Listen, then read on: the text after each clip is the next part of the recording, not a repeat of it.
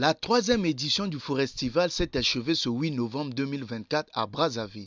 Au menu, 2 jeunes journalistes congolais ont été récompensés suite au concours initié par l'Union européenne en République du Congo à l'endroit des journalistes, concernant la réalisation d'un reportage lié à l'environnement. Ce festival, qui est co-organisé par France Volontaire et la délégation de l'Union européenne ici au Congo, est une occasion consacrée à la sensibilisation de la protection des forêts en s'appropriant de manière ludique le sujet des changements climatiques. Enfin, en cette journée de clôture, je tiens à exprimer toute ma gratitude à la jeunesse congolaise pour son implication dans le succès de ce merveilleux événement.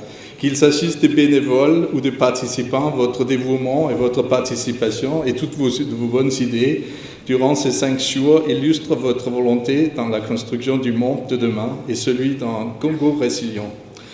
C'est une occasion pour attirer l'attention sur l'importance de ce que possède le Congo, les forêts, le deuxième plus grand bassin du monde, très très importante pour l'économie, mais aussi pour préserver, mais aussi pour la planète entière. Et vous, les journalistes, vous faites un travail très important pour parler de cette richesse, mais aussi pour promouvoir des bonnes pratiques pour préserver cette richesse. On a eu aussi l'exposition sur l'accord de partenariat volontaire sur l'application des réglementations forestières, la gouvernance et les échanges commerciaux entre le gouvernement congolais et l'Union européenne, la PVFLEC, le village associatif qui a permis de présenter les acteurs de la société civile actifs dans le domaine de la préservation des ressources forestières. On a eu beaucoup d'acteurs vraiment qui sont engagés dans ce secteur-là. On a eu des ateliers thématiques qui ont été des espaces de démonstration aussi sur la production de charbon écologique, la gravure sur bois, la fabrication de pavés à partir de déchets plastiques, la reconnaissance des plantes à partir d'un logiciel gratuit, PlanteNet, la fresque climatique, etc. On a eu aussi des cartes blanches qui sont en fait des formats d'échange avec le public et qui ont permis à des personnalités et des structures engagées dans la préservation des forêts d'échanger de manière interactive avec les participants du Forestival. La table ronde sur la chaîne de valeur du bois, sa valeur ajoutée économique et les potentiels d'employabilité et de formation pour les jeunes, qui a été l'occasion de mettre en contact des jeunes avec des experts sur des aspects très concrets. Ces 2 lauréats sont des médias privés, notamment Mélie Rose, une journaliste d'un média en ligne dénommé Tcheleka, et Francis Chris Modeste Sopra de la radio Micodec. En effet, ce concours initié par l'Union européenne à l'endroit des professionnels des médias faisait office d'un reportage multimédia en incluant la vidéo et l'audio, avec une durée maximum de 15 minutes. Les critères de sélection étaient basés sur la pertinence du contenu et la compréhension des défis environnementaux. C'était pas seulement le reportage de Isaac, mais c'est le reportage de toute la rédaction.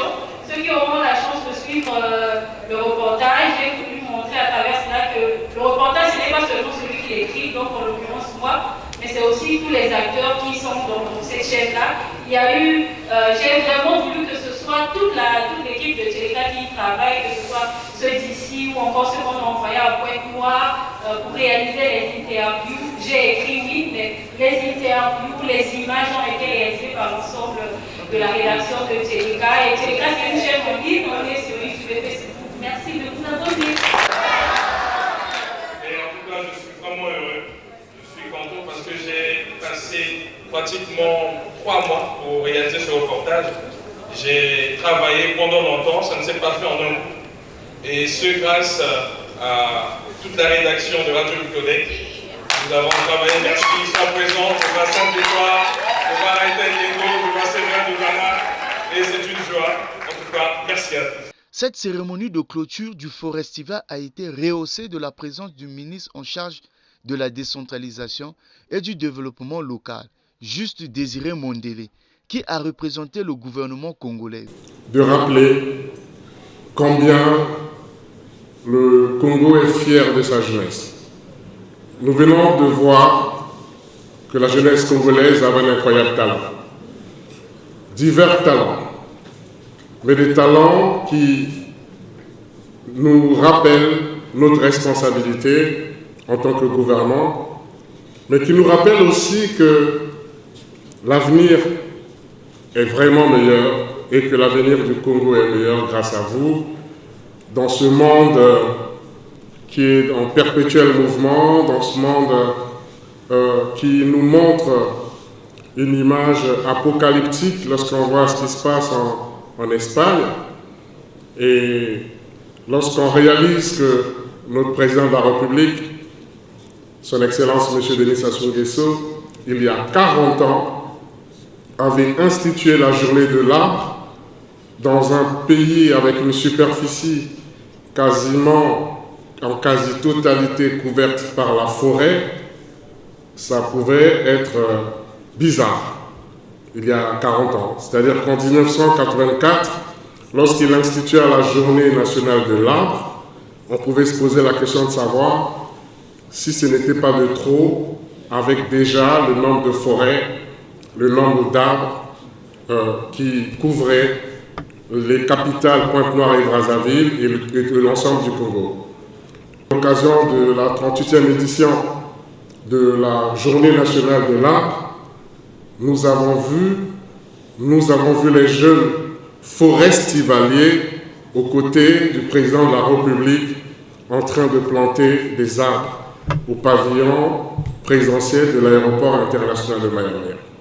Alors, chers jeunes, localisez vos arbres, adoptez vos arbres, protégez vos arbres, soyez fiers de les voir grandir, parce que qui donne la vie à un arbre reçoit en retour aussi la vie de cet arbre, parce que cet arbre planté, un jour, vous donnera la meilleure qualité de l'air, et s'il est fruitier, va vous nourrir, et cet arbre va vous donner de l'ombre pour vous reposer. Rappelons que la question de la protection de l'environnement en préservant les forêts est une préoccupation majeure pour l'humanité.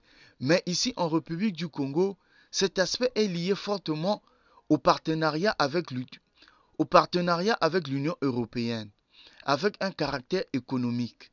Pour France Volontaire, il est de bonne loi de sensibiliser sur cette approche au sein de la communauté congolaise pour maximiser la participation des citoyens, d'où ces nombreuses initiatives.